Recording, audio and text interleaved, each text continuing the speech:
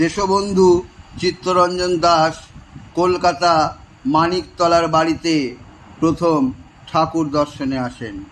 তার আগে ঠাকুরের অন্যতম ভক্ত পার্ষদ সুশীল বসু, কৃষ্ণপ্রসন্ন ভট্টাচার্য এরা এক বিশেষ প্রয়োজনে দেশবন্ধুর সঙ্গে দেখা করতে যান। সৎসঙ্গ থেকে এসেছেন শুনেই সশব্দ আগ্রহে বললেন, এ কোন সৎসঙ্গ, পাবনা কি? হাঁ বলাতেই তিনি আনন্দিত হয়ে উৎফুল্ল কণ্ঠে বললেন, ঠাকুরের কথা আমি বারিনের কাছে অনেক শুনেছি। বারিনের মুখে গল্প শুনে বহুদিন থেকে ইচ্ছে তাকে নিজের চোখে দেখব। এরপর দেশবন্ধু সাগ্রহে বললেন, আপনাদের ঠাকুর এখন কোথায়? বলা হলো তিনি মানিকতলায় আছেন। একদিন সন্ধ্যায় মানিকতলার বাড়িতে দেশবন্ধু ঠাকুরের সঙ্গে দেখা করতে আসেন।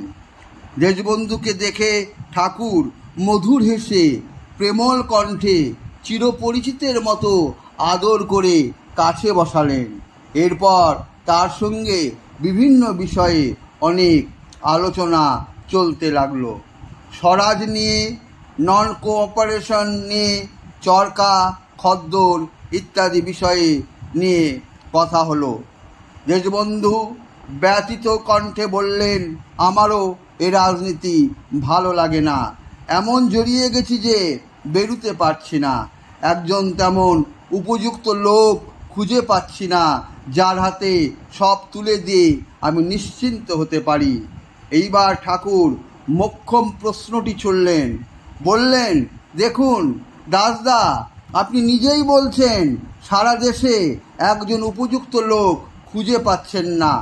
যে দেশে একটা মানুষের মতো মানুষ দেখছেন না, সে দেশে স্বাধীনতা এনে দেবেন কার হাতে? বানরের হাতে খন্তা পড়লে উয়ে ভোগ করবিনি কেডা? আর দাসদা, এই দিকটা একবার ভেবে দেখেছেন কি?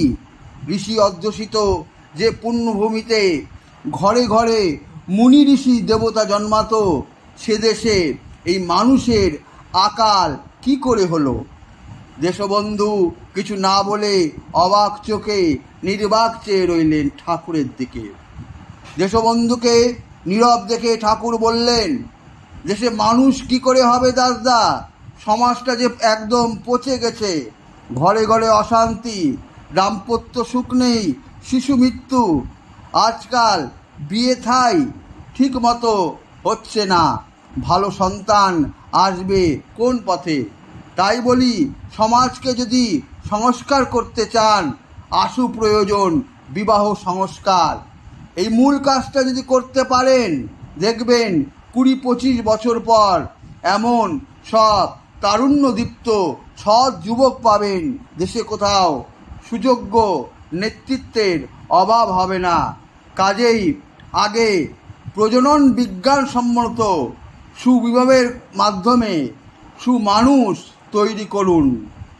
দেশবন্ধু দেখছেন ঠাকুরের মুখটা প্রেম ও প্রজ্ঞার দীপ্তিতে আরও জ্যোতিষ্মান হচ্ছে ক্রমশ। ঠাকুর তেমনি মর্মস্পর্শী মমতা নিংড়ে বললেন, দেখুন দাসদা, যিনি সবটা দেখেন এমন একজন প্রেমিক দোষটা পিছনে না থাকলে হয় না। পুরুষোত্তম শ্রীকৃষ্ণ পিছনে ছিলেন বলেই অর্জুন মহাভারতের মহারথীদের জয় করতে পেরেছিলেন। রামদাসকে গুরু মেনেই শিবাজি মহারাষ্ট্র জাতি গড়তে সক্ষম হয়েছিলেন। চাণক্য না থাকলে চন্দ্রগুপ্তের পক্ষে সম্ভব হতো না চন্দ্রগুপ্ত হওয়া। আর রানা প্রতাপকে দেখুন, অত প্রতাপ থাকা সত্ত্বেও কৃতকার্য হতে পারলেন না।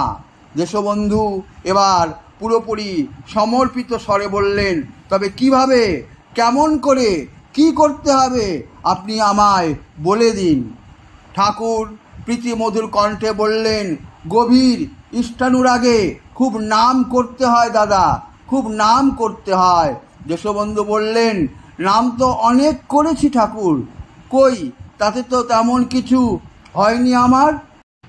শ্রী ঠাকুর বললেন, নিজের বৃত্তিমাফিক নাম করলে হয় না, সদ্দীক্ষার মাধ্যমে ভালো করে জেনে নিতে হয় যুগোপযোগী সাধন পদ্ধতি, সেইভাবেই চলতে হয়। এরপরই দেশবন্ধু গভীর বিশ্বাস ও নির্ভরতায় নিজেকে নিঃশেষে সঁপে দিলেন ঠাকুরের পায়ে। দীক্ষা হলো দেশবন্ধুর। মাতা মনমোহিনী দেবীর মাধ্যমে দীক্ষা নিলেন দেশবন্ধু। সেদিনটি ছিল 1924 সালের 14ই মে। দীক্ষা নেবার পর শুরু হলো দেশবন্ধুর নতুন জীবন। আজকের আলোচনা এই পর্যন্তই।